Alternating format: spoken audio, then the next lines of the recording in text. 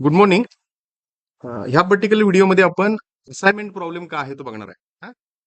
तर assignment problem मध्ये mainly some number of jobs असतील, म्हणजे जॉब 1 2 3 4 5 असतील आणि ते जॉब करण्यासाठी जे ऑपरेटर्स आहेत ते ऑपरेटर्स मे बी 1 2 3 4 5 असतील. तर कुठल्या ऑपरेटरला कुठलं टास्क असाइन करायचं याचं जर मला डिसिजन घ्यायचं असेल तो आपण ह्या हंगेरियन मेथडनं करतो किंवा त्या पद्धतीने आपण असाइनमेंट प्रॉब्लेम सॉल्व्ह करतो. तर बघा प्रॉब्लेम काय आहे. Solve the following assignment problem using Hungarian method. The matrix entries represent the processing time in hours. एक मॅट्रिक्स तुम्हाला समोर दाखवला जाईल. हा आणि त्या मॅट्रिक्सच्या व्हॅल्यू ऍक्च्युली काय रिप्रेझेंट करतात, प्रोसेसिंग टाइम रिप्रेझेंट करतात. हा तर इथे मी एक मॅट्रिक्स क्रिएट केलेला आहे आणि इथं मी लिहिलेलं आहे 1 2 3 4 5 आणि इथं सुद्धा मी लिहिलेलं आहे 1 2 3 4 5.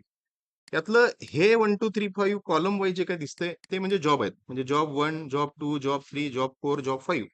आणि इथं हॉरिझॉन्टली जे 1 2 3 4 5 मी लिहिलेलं आहे ते म्हणजे ऍक्च्युली ऑपरेटर आहे. Operator 1 operator 2 operator 3 operator 4 operator 5. आणि कुठला जॉब करण्यासाठी म्हणजे जॉब 1 नंबरचा करायचा असेल तर ऑपरेटर 1 ला किती वेळ लागतो तो मी इथं मेन्शन केलेला असणार. म्हणजे फॉर एक्झाम्पल सांगायचं झालं तर ऑपरेटर 1 ला जॉब 1 करायचा असेल तर त्याला वेळ किती लागतो, समवेअर 9 आवर्स लागतात असं समजा किंवा 9 मिनिटं लागतात. इरिस्पेक्टिव्ह ऑफ युनिट म्हणतो मी की 9 मिनिटं लागतात किंवा 9 तास लागतात. तर जॉब 1 साठी ऑपरेटर 1 ला हा लागणारे ऑपरेशन टाइम किती आहे, 9 युनिट्स एवढं आहे. सो सेम तसं इथं प्रत्येक ठिकाणी प्रत्येक ऑपरेटरचं जे ऑपरेटिंग टाइम आहे त्याचा आणि तो पर्टिक्युलर जॉब आहे ते प्रोसेसिंग टाइम इथं काय केलेलं आहे, मेन्शन केलं. इथं म्हटलेलं आहे ना प्रोसेसिंग टाइम इन हावर्स. तर इथं जे हे मेन्शन केलेलं आहे मॅट्रिक्सचे व्हॅल्यू हे काय रिप्रेझेंट करतात, processing time in hours represent करतात. आता आपलं टास्क हे आहे की कुठला जॉब म्हणजे जॉब नंबर 1 हा मी अलॉट कुणाला करायचा, ऑपरेटरला 1 ला करायचं का 2 ला करायचं का 3 ला करायचं का 4 ला करायचं का 5 ला करायचा, ह्याचा मला डिसिजन घ्यायचा आहे. हा तर तुम्ही डिसिजन कसा घेतो बघा. सगळ्यात पहिला मी मॅट्रिक्सच्या त्यांनी ज्या दिलेल्या व्हॅल्यू आहेत त्या मी जशाच तशा लिहून घेतल्या, काही चेंज केला नाही. व्हॅल्यू जशाच तशा लिहून घेतल्या. आता मी काय करतो बघा, मी प्रत्येक रो अनालाइज करतोय. हा रो 1 आहे, हा रो 2 आहे, हा रो 3 आहे, हा रो 4 आहे, हा रो 5 आहे. प्रत्येक रो मधली मिनिमम व्हॅल्यू मी नोट करतोय. हा आता 9 11 14 11 7 ह्याच्यात मिनिमम व्हॅल्यू कुठली आहे, 7 ही माझी मिनिमम व्हॅल्यू आहे. तो मी 7 इथं रो मिनिमम असा एक कॉलम क्रिएट केलाय मी आणि तिथं मी 7 व्हॅल्यू मेन्शन करून घेतली. 6 15 13 13 10 ह्याच्यामध्ये मिनिमम व्हॅल्यू कुठली आहे, 6 ही मिनिमम व्हॅल्यू आहे.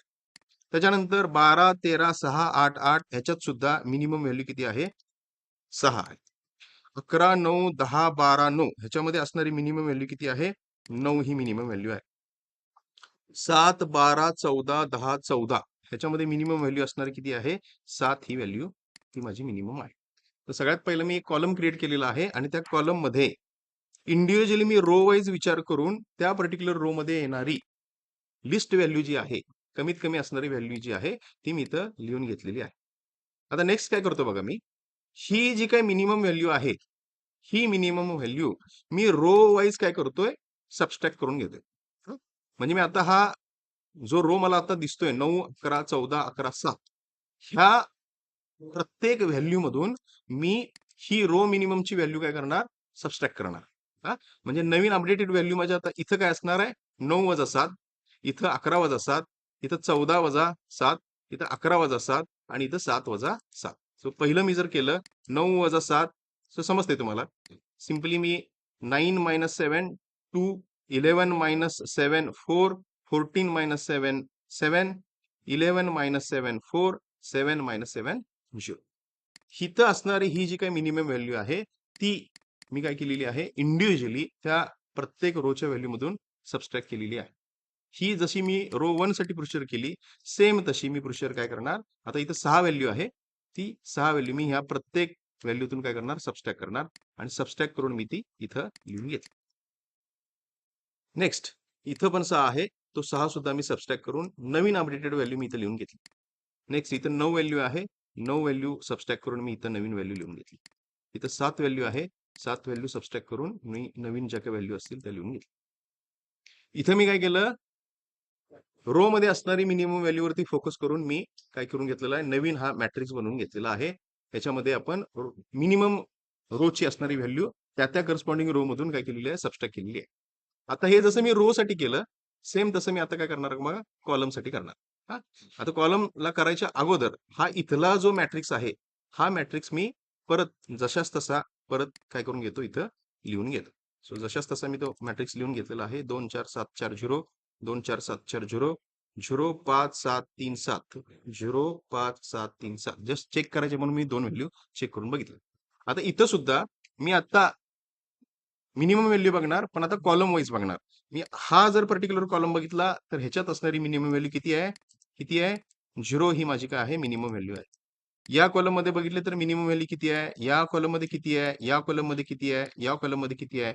त्या सगळ्या व्हॅल्यू मी तशा कॉलम वाईज बघणार आणि कॉलम वाईज बघून मी त्या व्हॅल्यू लिहून घेतलेल्या आहे. तर इथं बघा, ह्या पर्टिक्युलर कॉलम साठी मिनिमम व्हॅल्यू 2 येते आणि बाकीच्या ठिकाणी प्रत्येक व्हॅल्यू काय येते, 0 येते. समजते मी आतापर्यंत काय केलं, मी रो आणि कॉलम हा व्हॅल्यूज मी सबस्ट्रॅक्ट करून घेतलेले आहेत आणि मी इथं आता एक नवीन मॅट्रिक्स काय करून घेतलेला आहे, बनवून घेतलेला आहे. तर इथं आता ज्या मी मिनिमम कॉलमच्या व्हॅल्यू घेतलेल्या आहेत, ती प्रत्येक मिनिमम असणारी व्हॅल्यू मी काय करणार, आता कॉलम वाईज काय करणार, सबस्ट्रॅक्ट करणार. मगाशी जसं मी रो वाईज सबस्ट्रॅक्शन केलं, तसंच सेम मी आता काय करणार, कॉलम वाईज सबस्ट्रॅक्ट करणार. आणि आता बघा, इथं हे कॉलम वाईज सबस्ट्रॅक्ट करून इथं पर्टिक्युलरली हे जे काय कॉलम आहेत, जिथं व्हॅल्यू 0 0 0 आहे, इथं सुद्धा व्हॅल्यू काय आहे, 0 आहे. त्यामुळं त्या व्हॅल्यूना काही फरक पडणार नाही. त्या व्हॅल्यू तशाच राहणार. त्या व्हॅल्यू तशाच राहणार बघा. ह्या व्हॅल्यूला काही फरक पडलेला नाही. हा, त्या व्हॅल्यू तेच राहिलेल्या आहेत. फक्त इथं जी व्हॅल्यू आहे, ती व्हॅल्यू काय आहे, मिनिमम 2 आहे. त्यामुळे मी 2 तो कॉलम वाईज काय करणार, सबस्ट्रॅक्ट करणार. त्यामुळे इथं जर तुम्ही बघितला, सो 4 - 2 2, म्हणजे ह्या दोन व्हॅल्यू कम्पेअर करून बघा. सो 4 - 2 2, 7 - 2 5, 2 - 2 0, 3 - 2 1 आणि 3 - 2 1. हा, अशा पद्धतीने मी काय करून घेतला, रो मिनिमम, कॉलम मिनिमम शोधला आणि त्याच्यानुसार मी आता इथं नवीन मॅट्रिक्स क्रिएट करून घेतलेला आहे. ठीक आहे. आता बघा, ह्या मेथडमध्ये आपल्याला ऑप्टिमल सोल्युशन शोधायचं आहे आणि ऑप्टिमल सोल्युशन शोधण्यासाठी कंडिशन काय आहे बघा, number of red marked zeros is equal to number of rows of matrix. हा ऑप्टिमिलिटीचा चेक आहे. हा नेमका का आहे तो सांगतो बघा. मी इथं मॅट्रिक्स मी परत लिहून घेतलेला आहे. कुठला मॅट्रिक्स लिहिलेला मी आता, हा इथला जो मॅट्रिक्स आहे, हा सेम मॅट्रिक्स मी लिहून घेतलेला आहे. कुठल्याही प्रकारचं मी त्याच्यात चेंज केलेलं नाही. 2 4 7 2 0, 2 4 7 2 0, 0 9 7 5 4, 0 9 7 5 4. सेम काही त्याच्यात मी कुठल्याही प्रकारचं चेंज केलेलं नाही. फक्त आता मी काय करतो बघा, रो वाईज आणि कॉलम वाईज काही मी ऑपरेशन्स करतोय. माझा फोकस हा 0 वरती आहे. माझा फोकस कशावरती आहे बघा, 0 वरती आहे. आणि पहिल्यांदा मी रो ऑपरेशन्स करतोय आणि त्याच्यानंतर मी कॉलम ऑपरेशन्स करतोय. मी पहिल्यांदा रो वाईज बघतोय. किती रो आहेत माझ्याकडं, 1 2 3 4 आणि 5. हे 5 माझ्याकडे रो आहेत. हा, आता बघा, मी पहिल्या रोचा विचार केला तर पहिल्या रो मध्ये किती शून्य आहेत, 1 शून्य आहे. हा, पहिल्या रो मध्ये 1 शून्य असेल तर मी इथं एक हॉरिझॉन्टल लाईन क्रिएट करतोय. हा, मी जिथं 0 आहे त्या 0ला तुम्ही ज्यावेळी ऍक्च्युली नोटबुक मध्ये लिहाल त्यावेळी त्याला काय कराल, एक स्क्वेअर कराल. हा, मी इथं स्क्वेअर करण्यापेक्षा सोपं करतो, मी ह्याचा कलर काय करतो, फक्त रेड करतो. तुम्ही फक्त नोटबुक मध्ये करत असताना त्याला काय कराल, स्क्वेअर करा. त्या डिजिटच्या सराउंडला काय कराल, तुम्ही एक स्क्वेअर कराल. हा, तर मी पहिल्या रोचा विचार केला. पहिल्या रो मध्ये एक 0 आहे, त्यामुळे त्या 0ला मी काय केला, स्क्वेअर केला किंवा रेड केला. ठीक आहे. आणि त्याला मी आता इथून पुढे काय करणार नाही, कन्सिडर करणार नाही. सिंगल 0 आहे तिथं, त्याला मी इथून पुढे कन्सिडर करणार नाही.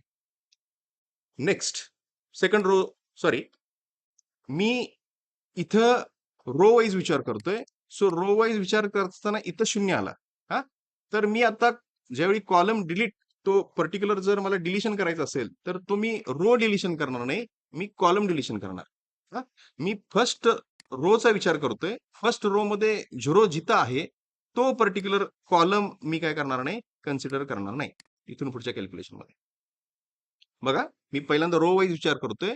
त्या पर्टिक्युलर S1 रो मध्ये जो काय फर्स्ट रो आहे, फर्स्ट रो मध्ये 0 एकदाच आला. तो 0 5th कॉलम मध्ये आहे. त्यामुळे 5th कॉलम मी काय केला? डिलीट केला. त्याच्यानंतर नेक्स्ट सेकंड रो मध्ये मी आलो. सेकंड रो मध्ये आल्यानंतर बघा 0 कुठं आहे? सो 0 हा फर्स्ट कॉलम मध्ये आहे. तो फर्स्ट कॉलमला तुम्ही काय कराल? रेड कराल किंवा तुम्ही त्याला स्क्वेअर कराल. आता हा 0 कुठल्या कॉलम मध्ये आहे? फर्स्ट कॉलम मध्ये आहे. फर्स्ट कॉलम मध्ये असेल तर इथून पुढे त्या फर्स्ट कॉलमला मी कन्सिडर करणार नाही. नेक्स्ट मी थर्ड कॉलम मध्ये आलो. तर थर्ड कॉलम मध्ये आल्यानंतर तिथं दोनदा 0 आहे. बघा मी थर्ड रोचा विचार करतोय. तर थर्ड रो मध्ये 0 हा दोनदा आहे. दोनदा 0 असेल तर मी तो पर्टिक्युलर रो किंवा तो पर्टिक्युलर कॉलम कन्सिडर करत नाही. मला फक्त सिंगल 0 जिथं आहे तिथंच मी इंटरेस्टेड आहे. त्यामुळं हा पर्टिक्युलर थर्ड रो जो आहे तो मी एस्केप करणार. म्हणजे मी तो निग्लेक्ट करणार. मी पुढच्या रोला चाललोय. पुढच्या रोला म्हणजे चौथ्या रोला आलो. चौथ्या रो मध्ये जर मी बघितलं तर 2-0-1-1-0 आहे. भले ह्या रो मध्ये 2 शून्य आहेत, पण त्यातला 1 शून्य काय झालेला आहे? ऑलरेडी डिलीट झालेला आहे. त्यामुळे सिंगल 0 माझ्याकडे अवेलेबल आहे आणि हा 0 कुठल्या कॉलम मध्ये आहे? सेकंड कॉलम मध्ये आहे. बरोबर का? तो सेकंड कॉलम मध्ये आहे. त्यामुळे इथून पुढे मी हा सेकंड कॉलम जो असणार तो कन्सिडर करणार नाही. ठीक आहे? त्याच्यानंतर फोर्थ कॉलम झाला. फिफ्थ कॉलम मध्ये जर मी आलो, तर माझ्याकडे आता बघा हा जो 0 इथं होता, तो ऑलरेडी काय झालेला आहे? डिलीट झालेला. सो फिफ्थ रो कंप्लीट झाला. तुमचं तिथं इटरेशन संपलं. आता तुम्ही चेक हा कराल, की मॅट्रिक्समध्ये दिलेले सगळे 0 हे कव्हर झालेले आहेत का? म्हणजे जे मी काय केलेलं आहे? डिलिशन केलेलं आहे. त्या डिलिशनमध्ये सगळे 0 कव्हर झालेले आहेत का? कव्हर झालेले आहेत का? कव्हर झालेले नाहीत. मला इथं हे 2 शून्य दिसतायत. मला काय दिसतायत? 2 शून्य दिसतायत. बरोबर? 2 शून्य दिसत असतील. आता जसं मी रो ऑपरेशन केलं, तसं मी आता कॉलम ऑपरेशन करणार. हां? आता मी कॉलम वाईज विचार करणार. पहिल्यांदा बघा. कॉलम 1 माझा ऑलरेडी सगळा डिलीट झालेला आहे. कॉलम 2 सुद्धा माझा ऑलरेडी सगळा डिलीट झालेला आहे. आता कॉलम 3 चा जर मी विचार केला, तर कॉलम 3 मध्ये बघा, कॉलम 3 मध्ये किती 0 आहेत? 1 0 आहे. नेहमी माझा इंटरेस्ट सिंगल 0 असतो, तिथंच असतो. आणि मी इथं आता कॉलम ऑपरेशन करतोय. तो 0 कुठल्या रो मध्ये आहे? थर्ड रो मध्ये आहे. हं? त्यामुळे आता नेक्स्ट मी ज्यावेळी करणार, त्यावेळी हा पर्टिक्युलर थर्ड रो मी काय करणार नाही? कन्सिडर करणार नाही. मगाशी मी काय करत होतो? रो ऑपरेशन करत असताना 0 जिथं आहे तिथलं कॉलम डिलीट करत होतो. आणि आता मी काय करतोय? मी कॉलम ऑपरेशन करतोय आणि कॉलम ऑपरेशन मध्ये जिथं 0 येतोय, तिथला रो मी काय करतोय? डिलीट करतोय. बरोबर व्हाईस वर्सा आहे. बरोबर एकमेकाच्या उलटा आहे. ठीक आहे? सो मी थर्ड कॉलमचा विचार केला. मी आता फोर्थ कॉलम मध्ये जर आलो, फोर्थ कॉलम मध्ये आलो, तर ऑलरेडी तिथला जो काही 0 होता, तो डिलीट झालेला आहे. तिथं दुसरा 0 अवेलेबलच नाही. 5व्या कॉलमला आलो, तर 5व्या कॉलम मध्ये ऑलरेडी काय झालेलं आहे? तिथं 0 जो होता तो डिलीट झालेला आहे. ठीक आहे? तर बघा, आत्ता जर मी आता हा मॅट्रिक्स क्रिएट करून घेतल्यानंतर मी ऑप्टिमिलिटीची कंडिशन कशी चेक करतोय बघा. Number of red marked zeros किंवा तुम्ही नोटबुकमध्ये करत असताना हा ज्या ज्या नंबरला तुम्ही स्क्वेअर केलेला आहे, ज्या ज्या झिरोला तुम्ही स्क्वेअर केलेला आहे, त्याचा count whether it is equal to number of rows of a matrix आहे का, हे आपण चेक करतो. आणि ते जर दोन्ही इक्वल असतील तर आपण म्हणतो की ऑप्टिमिलिटी काय झालेली आहे? रीच झालेली आहे. बघा, आपण चेक करून बघूया. नंबर ऑफ झिरोज किती आहे तिथं? 1, 2, 3 आणि 4. हां, 4 झिरो आहेत. 4 रेड झिरो आहेत. आणि जर मी नंबर ऑफ कॉलम्स बघितले, तर नंबर ऑफ कॉलम्स किती आहेत? नंबर ऑफ कॉलम्स किती आहेत बघा. नंबर ऑफ कॉलम्स आपले आहेत 5. मग 4 इज इक्वल टू 5 असतं का? नाही. 4 इक्वल टू 5 नाही आहे. त्यामुळे ऑप्टिमिलिटीची कंडिशन ही रीच झालेली नाही. त्यामुळे मला नेक्स्ट इटरेशन करायला लागणार. तर नेक्स्ट इटरेशन करण्यासाठी मी काय चेंज करतो बघा मॅट्रिक्समध्ये. मॅट्रिक्समध्ये मी चेंज काय करतो बघा. Add the minimum undeleted cell value at the intersection point of the present matrix. दुसरं, subtract the minimum undeleted cell value from all the undeleted cell values. आणि तिसरं, all other entries remain same. पहिलं single single बघू आपण. पहिला, at the minimum undeleted cell value at the intersection point of the present matrix. Present matrix माझा कुठला आहे? हा माझा प्रेझेंट मॅट्रिक्स आहे. तर ह्या प्रेझेंट मॅट्रिक्स मध्ये अनडिलीटेड सेलच्या व्हॅल्यू असणाऱ्या कुठल्या आहेत?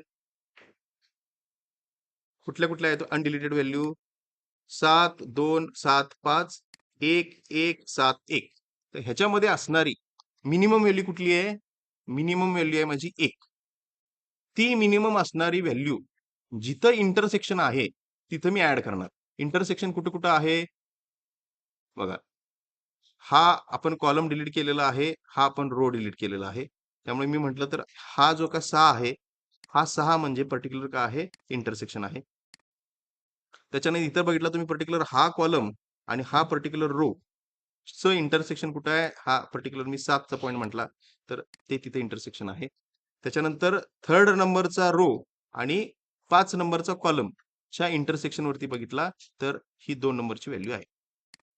इंटरसेक्शन म्हणतोय मी. कॉलमचं आणि रोचं इंटरसेक्शन जिथं झालेलं आहे, त्या इंटरसेक्शनला इथं अनडिलीटेड व्हॅल्यू कुठल्या आहेत? 7 2 7 5 1 1 7 1.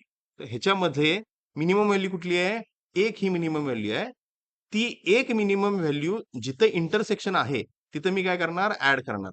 म्हणजे नेक्स्ट इटरेशन मध्ये नेक्स्ट मॅट्रिक्स ज्यावेळी मी लिहिणार, त्यावेळी इन्स्टेड ऑफ 6 मी किती लिहिणार? 6 प्लस 1 7 लिहिणार. इथं इन्स्टेड ऑफ 7 7 प्लस 1 8 लिहिणार. इथं इन्स्टेड ऑफ 2 2 प्लस 1 लिहिणार 3 लिहिणार. हे झालं इंटरसेक्शन पॉइंटचं. आता हे सोडून बघा, subtract the minimum undeleted cell value from all undeleted cell values. म्हणजे अनडिलीटेड सेल व्हॅल्यू कुठल्या आहे तिथं? 7 2 7 5 1 1 7 1. बरोबर. ह्या व्हॅल्यूतून मी काय करणार? जी लिस्ट मिनिमम व्हॅल्यू होती ती मी काय करणार? सबस्ट्रॅक्ट करणार. लिस्ट मिनिमम व्हॅल्यू कुठे आहे? याच्यात एवढ्यात 1 ही माझी व्हॅल्यू आहे. त्यामुळे मी इथं हे 7 2 7 5 चेंज होऊन काय होणार? 6 1 6 5. इथं काय होणार? 0 0 6 0. मी एक काय केलं? सबस्ट्रॅक्ट केलं. समजून घ्या, इंटरसेक्शन जिथं आहे तिथं मी ऍड केलेली आहे आणि जिथं ह्या अनडिलीटेड व्हॅल्यू आहे तिथं मी काय केलेली आहे? ती व्हॅल्यू सबस्ट्रॅक्ट केलेली आहे. आणि हे सोडून बाकीच्या ज्या काही व्हॅल्यू राहतात, म्हणजे इंटरसेक्शन सोडून आणि अनडिलीटेड सोडून ज्या बाकीच्या व्हॅल्यू राहतात, त्या व्हॅल्यू म्हणजे कुठल्या असणार आहेत? त्या 2 4 0 9 2 0 0 5. हा, याच्यासारख्या ज्या व्हॅल्यू आहेत त्या व्हॅल्यू अजिबात चेंज होत नाहीत. त्या व्हॅल्यू मी जशाच तशा ठेवतो. बरोबर. त्यामुळे बघा, आता मी जर इथं नवीन मॅट्रिक्स मी लिहून घेतला त्या रूल नुसार, हा, तर तो मॅट्रिक्स मला काय दिसतोय बघा. इंटरसेक्शनच्या व्हॅल्यू होत्या ह्या 6 आणि 7. त्या व्हॅल्यू एक एक न वाढलेल्या आहेत. किती झालेल्या आहेत त्या? 7 आणि 8 झालेली आहे व्हॅल्यू. इथं इंटरसेक्शनला 2 होता, 2 प्लस 1. इथं किती झालेला आहे? 2 प्लस 1 3 झालेला आहे. त्याच्यानंतर इथं 7 2 7 5 जो होता, प्रत्येकातून एक एक सबस्ट्रॅक्ट केला मी, तर किती आला तो? 6 1 6 4 ह्या व्हॅल्यू आलेल्या आहेत. ठीक आहे. आणि इथं 1 1 7 1 1 1 7 1 प्रत्येकातून एक एक मी सबस्ट्रॅक्ट केला, तर तो किती येईल? 0 0 6 0. सो 0 0 6 0. आणि ह्या सोडून तुम्ही बाकीचे व्हॅल्यू बघा, त्यात कुठलाही चेंज झालेला नाही. 2 4 0 9 2 4 0 9 2 0 0 5 2 0 0 5. त्याच्यानंतर 0 4 0 4 0 7 0 7. समजते? तर मी त्या व्हॅल्यू काय केलेल्या आहेत? इथं जो थंब रूल सांगितलेला आहे मी, त्या थंब रूल नुसार काय केलेल्या आहेत? सगळ्या व्हॅल्यू मी लिहून घेतलेल्या आहेत. हा, इंटरसेक्शनला मी व्हॅल्यू ऍड केलेली आहे. अनडिलीटेड सेल जिथे होते तिथे मी ती व्हॅल्यू सबस्ट्रॅक्ट केलेली आहे आणि बाकीच्या व्हॅल्यू मी जशाच तशा ठेवलेल्या आहेत. त्यात कुठलाही प्रकारचा चेंज केलेला नाही. तर इथं आता जो मी मॅट्रिक्स लिहून घेतलेला आहे, तोच मॅट्रिक्स मी परत रिपीट इथं लिहून घेतो. हा, काही चेंज केलेलं नाही मी त्या मॅट्रिक्स मध्ये. तो जशाच तसा मॅट्रिक्स 2 4 6 1 0 2 4 6 1 0 0 5 6 0 7 0 5 6 0 7 जशाच तसा इथला मॅट्रिक्स आणि इथला मॅट्रिक्स सेम आहे. मी कुठल्याही प्रकारचं त्यात चेंज केलेलं नाही. आता बघा, मी परत काय करतो? मगाशी जसे मागच्या इटरेशन मध्ये रो ऑपरेशन्स केले आणि कॉलम ऑपरेशन्स केले, तसे ऑपरेशन्स करतो. पहिल्यांदा मी रो वाईज विचार करतो. पहिल्या रोचा जर मी विचार केला, सो पहिल्या रो मध्ये 0 आहे, सिंगल 0 आहे. तर त्या सिंगल 0ला मी रेड करतो. तुम्ही त्याला स्क्वेअर ब्लॉक कराल. आता हा 0 कुठल्या कॉलम मध्ये आहे? 5th कॉलम मध्ये आहे. त्यामुळे इथून पुढं हा 5th कॉलम मी कन्सिडर करणार नाही. पहिला रो झाला. आता दुसऱ्या रो मध्ये आलो, तर दुसऱ्या रो मध्ये एकच सिंगल झिरो आहे. सिंगल झिरो हा पहिल्याच कॉलम मध्ये आहे. त्याला मी रेड करतो. पहिल्या कॉलम मध्ये आहे. त्यामुळे पहिला कॉलम मी इथून पुढे कन्सिडर करणार नाही. सो सेकंड रो झाला. थर्ड रो मध्ये मी आलो. तर थर्ड रो मध्ये आल्यानंतर बघा, थर्ड रो मध्ये आहेत 2 झिरो आहेत. हा, आपल्याला आपला इंटरेस्ट हा सिंगल झिरो मध्ये आहे. त्यामुळे हा पर्टिक्युलर रो मी आत्ताच्या घडीला एस्केप करतोय. पुढं फोर्थ रो मध्ये मी आलो. तर फोर्थ रो मध्ये 1, 2, 3 शून्य मला दिसतात. त्यामुळे 3 शून्य मध्ये आपण इंटरेस्टेड नाही. त्यामुळे तो सुद्धा मी आत्ताच्या घडीला एस्केप करतो. फिफ्थ रो मध्ये मी आलो. सो फिफ्थ रो मध्ये आल्यानंतर मला ऍक्च्युली ह्या रो मध्ये 2 शून्य होते. पण त्यातला 1 शून्य ऑलरेडी इथे डिलीट झालेला आहे. त्यामुळे सिंगलच झिरो माझ्याकडे अवेलेबल आहे. त्यामुळं हा झिरो कुठल्या कॉलम मध्ये अवेलेबल आहे? तो फोर्थ कॉलम मध्ये अवेलेबल आहे. त्यामुळे हा फोर्थ कॉलम मी कन्सिडर करणार नाही. ठीक आहे. आणि हा जो पर्टिक्युलर माझा शून्य आहे, त्याला मी काय करतोय? रेड करतो. बघा. सो 3 कॉलम मी डिलीट केले आणि इथं मी 3 शून्य काय दाखवलेले आहेत? रेड दाखवलेले आहेत. ठीक आहे. सगळे शून्य कव्हर झाले का? आत्ताच्या इटरेशन नंतर सगळे शून्य कव्हर झालेले नाहीत. सेकंड कॉलम मध्ये आणि थर्ड कॉलम मध्ये काही शून्य हे शिल्लक आहेत. ठीक आहे. त्यामुळे मी आता रो ऑपरेशन नंतर कॉलम ऑपरेशनला चाललोय. आता कॉलम वाईज मी विचार करणार. तर कॉलम वाईज जर मी आता विचार केला, तर बघा, कॉलम वाईज जर मी विचार केला तर सेकंड कॉलम मध्ये आलो मी. तर सेकंड कॉलम मध्ये काय आहे? सिंगल झिरो आहे. त्यामुळे सेकंड कॉलम मी काय करणार? सेकंड कॉलम जो काय आहे माझा, सेकंड कॉलम मध्ये शून्य कुठल्या ठिकाणी आहे? शून्य हा फोर्थ रो मध्ये आहे. त्यामुळं मी आता फोर्थ रो जो काय आहे माझा, तो फोर्थ रो मी डिलीट करणार. सो फोर्थ रो मी डिलीट केला. सो फोर्थ रो मी डिलीट केला आणि हा पर्टिक्युलर झिरो मध्ये मी इंटरेस्टेड होतो. त्यामुळे त्याला मी आता रेड करून घेतलेला आहे. त्याच्यानंतर मी आलो आता थर्ड कॉलम मध्ये आलो मी. हा, थर्ड कॉलम मध्ये आलो. तर थर्ड कॉलम मध्ये आल्यानंतर आता किती झिरोज अवेलेबल आहेत? इथं झिरो होता, पण तो डिलीट झालेला आहे. सिंगल झिरो आपल्याकडे अवेलेबल आहे. सिंगल झिरो अवेलेबल आहे. त्यामुळे सिंगल झिरो कुठल्या रो मध्ये आहे? थर्ड रो मध्ये आहे. त्यामुळे थर्ड रो मी इथून पुढे काय करणार? डिलीट करणार. सो मी डिलीट केलेला आहे. तर मी रो ऑपरेशन्स केली आणि मी कॉलम ऑपरेशन्स केली आणि माझा हा हा जो शून्य आहे त्यात मला इंटरेस्ट होता. त्यामुळे तो मी शून्य काय केला? रेड केलेला आहे. तर आता बघा, ह्या इटरेशन नंतर सगळे झिरो कव्हर झालेले आहेत का? सगळे झिरो कव्हर झालेले आहेत. आणि आता जर मी रेड झिरो काउंट केले, तर रेड झिरो किती आहेत? 1, 2, 3, 4, 5. 5 रेड झिरो आहेत. आणि नंबर ऑफ रोज जर मी बघितले 1, 2, 3, 4, 5. तर number of red marked zeros आणि नंबर ऑफ रोज जर मी बघितले तर 5 = 5 आहे. येस, आपला आन्सर येस आहे. त्यामुळे ऑप्टिमॅलिटीची कंडिशन काय झालेली आहे? रिच झालेली आहे. तर हे शोधल्यानंतर मग तुम्ही कुठला जॉब कुठल्या ऑपरेटरला असाइन करायचा हे याचा डिसिजन तुम्ही घेऊ शकता. हा, तो डिसिजन मी कसा घेणार बघा. आता हा माझा आहे, इथं जे लिहिलेलं आहे हे जॉब आहे. Job number 1, 2, 3, 4, 5. आणि इथं जे आहे तो म्हणजे तुमचा ऑपरेटर 1, 2, 3, 4, 5 आहे. ठीक आहे. आणि आता सोपं काय कराल तुम्ही? फक्त जॉब 1 असेल तर जॉब 1 तुम्ही त्या करस्पॉन्डिंग रो मध्ये जो रेड झिरो आहे त्या रेड झिरोचा करस्पॉन्डिंग ऑपरेटर जो असेल तो तुम्ही त्याला काय कराल? असाइन कराल. म्हणजे जॉब 1 म्हटला मी, तर तो तुम्ही कुणाला असाइन कराल? ऑपरेटर नंबर 5 ला असाइन कराल. का? तिथं रेड झिरो आहे. त्याच्यानंतर जॉब 2 कुणाला असाइन कराल? ऑपरेटर नंबर 1 ला कराल. जॉब 3 कुणाला असाइन कराल? ऑपरेटर नंबर 3 ला कराल. जॉब 4 कुणाला असाइन कराल? ऑपरेटर नंबर 2 ला कराल. जॉब 5 कुणाला असाइन कराल? ऑपरेटर नंबर 4 ला तुम्ही असाइन कराल. तेच मी फक्त इथं लिहून घेतलेलं आहे. काही वेगळं केलेलं नाही.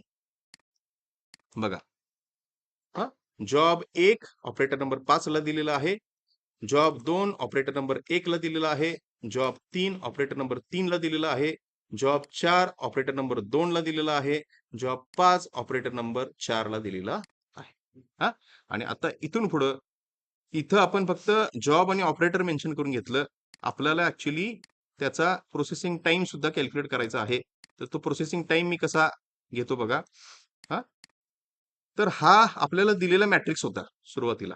सुरुवातीचा जो आपल्याला हा दिलेला मॅट्रिक्स होता, हाच मॅट्रिक्स मी परत इथं जस्ट लिहून घेतलेला आहे, काही वेगळं नाही. सेम मॅट्रिक्स आहे तो. आणि आता फक्त तुम्ही जे झिरोचं लोकेशन होतं, त्या झिरोच्या लोकेशनचा असणारा करस्पॉन्डिंग टाइम. म्हणजे जॉब 1 साठी 0 कुठे लोकेट होता? इथं लोकेट होता. त्यामुळे हा काय असेल तुमचा तो प्रोसेसिंगचा टाइम असेल. त्याच्यानंतर जॉब 2 साठी कुठे होता? इथं होता 0 लोकेट. त्यामुळे हा तुमचा प्रोसेसिंगचा टाइम असेल. जॉब 3 साठी हा इथं लोकेट होता. त्यामुळे हा तुमचा प्रोसेसिंग टाइम असेल. जॉब 4 साठी इथं लोकेट होता. त्यामुळे हा तुमचा प्रोसेसिंग टाइम असेल. जॉब 5 साठी 4th हा तुमचा प्रोसेसिंग टाइम असेल. त्यामुळे प्रोसेसिंग टाइम जर मी इथं आता मेन्शन करून घ्यायचे म्हटले तर काय असतील माझे? जॉब वाईज 7, 6, 6, 9 आणि 10. तेच मी इथं मेन्शन करून घेतलेले आहे. 7, 6, 6, 9 आणि 10. ठीक आहे. आणि हे जे काही सगळे टोटल जॉब आहेत, त्या टोटल जॉबचा त्या ऑपरेटरने काम केल्यानंतर तेवढा प्रोसेसिंग टाइम घेतल्यानंतर येणारा जो टोटल प्रोसेसिंग टाइम असेल, तो टोटल प्रोसेसिंग टाइम किती असेल? ह्या सगळ्यांची समेशन 7 अधिक 6 अधिक 6 अधिक 9 अधिक 10 किती? 38 हवर्स एवढा प्रोसेसिंग टाइम असेल. तर ही जी मेथड आहे त्याला आपण हंगेरियन मेथड म्हणतो. हंगेरियन मेथडचा उपयोग असाइनमेंट करायची असेल टास्कची त्याच्यासाठी आपण करतो. सो आय होप तुम्हाला मेथड समजली असेल. समजली नसेल तर तुम्हाला ते परत परत रिपिटेटिव्ह बघावं लागेल. रो ऑपरेशन्स, कॉलम ऑपरेशन्स का आहेत आणि तिथं व्हाईस वर्सा आहे. तुम्ही ज्यावेळी रो ऑपरेशन्स करता त्यावेळी कॉलम डिलीट करता आणि तुम्ही ज्यावेळी कॉलम ऑपरेशन्स करता त्यावेळी रो डिलीट करता. नंबर ऑफ झिरोज सगळे कव्हर झालेत का नाही हे तुम्ही चेक करता आणि ऑप्टिमिलिटीची कंडिशन आपण चेक करतो. जे आपण स्क्वेअर मार्क्ड किंवा रेड मार्क्ड झिरोज त्याचा काउंट बघतो. तो नंबर ऑफ रोज इतका आहे का नाही ते चेक करतो. असेल तर ऑप्टिमिलिटी रीच झाले, नाही तर आपण पुढच्या इटरेशनला जातो. Okay, thank you.